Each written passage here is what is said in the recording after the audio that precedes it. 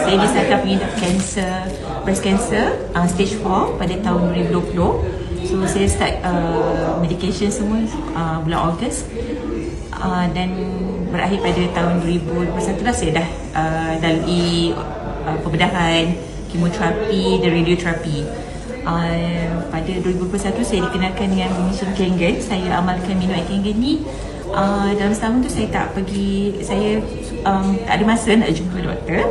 So akhir 2020, pertengahan 2022, setahun lepas tu saya pergi ke PPM semula untuk buat CT scan. Alhamdulillah kanser saya, kanser mata saya menunjukkan penurunan. PH berapa? Saya masa tu sebab nak all out kan, so saya banyak minum 9.5, 11.5, tapi mostly 11.5 tu saya ambil pagi lepas bangun tidur. Lepas tu saya kerap minum 9.5. Sebab 11.5 tu rasa dia agak ni kan, payah sikit. Tapi masa mula-mula saya kenal Mission Kangen ni memang 9.5 tu payah lah untuk saya. Maknanya saya ni memang ada masalah kesihatan kan.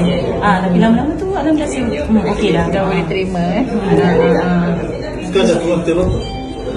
Stage tak tahu, saya tak pernah tanya doktor kan. Tapi doktor dah declare free lah kan? Ya, doktor free sebab dia buat surat.